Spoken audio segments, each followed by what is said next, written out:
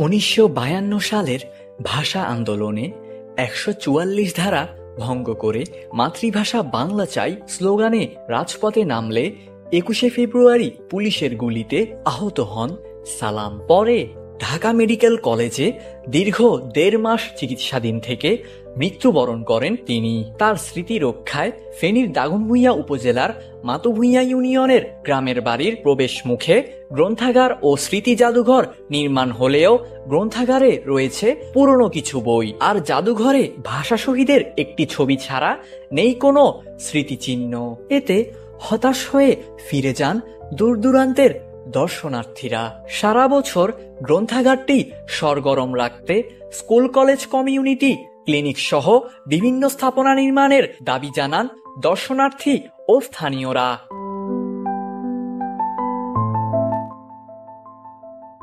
শুধু 21শে ফেব্রুয়ারির দিন সবাই আসে, দেখে এটা সালামনগর। আমরা চাই সবসময় যেন মানুষ এখানে আসে। 18 সালে বই দিচ্ছে, 2025 সালে এসে গেছে, এখন কোনো নতুন বই আসে। মানুষ পুরাতন বই পড়তে আর আসে না। রাষ্ট্রীয়ভাবে বা সরকারিভাবে যদি এখানে কোনো উদ্যোগ নেওয়া হয় যে এখানে সবসময় মানুষের আনাগোনা বা জনবান্ধব হবে, এরকম কোনো উদ্যোগ এখানে দৃশ্যমান করলে মানুষ এখানে আসবে বা এখানে পাঠকের সংখ্যা বাড়বে বলে মনে করি। এখন পাঠক বৃদ্ধি করার জন্য আকর্ষণীয় কিছু এখানে করলে, হয়তো একটি হাসপাতাল, হয়তো একটি কলেজ করলে আমার মনে হয় পাঠকের অবস্থার একটু বৃদ্ধি হবে। 6 বছর আগে আজিমপুর গোরস্থানে সালামের কবর চিহ্নিত করা হলেও এখনো পর্যন্ত কবরটি সংরক্ষণ করা হয়নি। তিনি দ্রুত কবরটি সংস্কার করা এবং ফেনী নোয়াখালী মহাসড়কে সালামের তোরণ নির্মাণের দাবি জানায় পরিবার সদস্যরা। ভাষা শহীদ সালামের কবর ঢাকা আজিমপুর কবরস্থানে চিহ্নিত করা হয়েছে। সংস্কারের জন্য জোর আবেদন করছি ঢাকা সিটি কর্পোরেশনের কাছে। বাংলাদেশের মানুষ যেমন জানতে পারে যে ভাষা শহীদ সালামের কবর ঢাকা আজিমপুর কবরস্থানে আছে, এটাই আমাদের প্রাণের দাবি। গ্রন্থাগারটিতে প্রায় 3000 বই রয়েছে।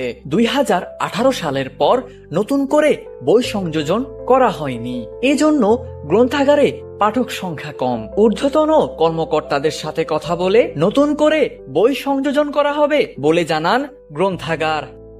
পাঠকেরা আসার পরে যখন 2018 সালের বই দেখে তখন আগ্রহটা হারিয়ে ফেলে আর কি।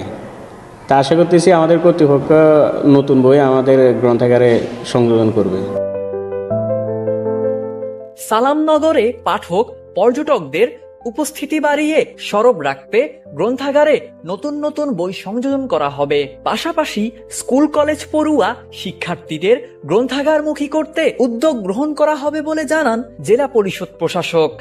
পাঠক হচ্ছে লাইব্রেরির প্রাণ। স্কুল কলেজের যে কোমলমতি পড়ুয়া ছেলেমেয়ে আমাদের আছে, তাদেরকে এই লাইব্রেরির সঙ্গে সংযোগ করে দিতে হবে। আমরা এই লাইব্রেরিটাকে আরও প্রাণবন্ত করব এবং একটি মেধাভিত্তিক জাতি গঠনে এই লাইব্রেরিটি সহায়ক হবে। সেই সাথে ভাষা শহীদ আব্দুল সালামের স্মৃতিকেও ধরে রাখা সম্ভব হবে।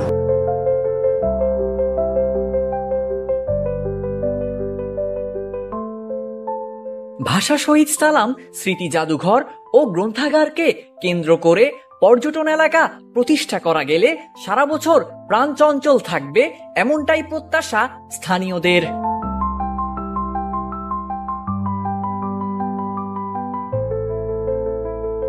নিউজ ডেস্ক, জনতার কণ্ঠ।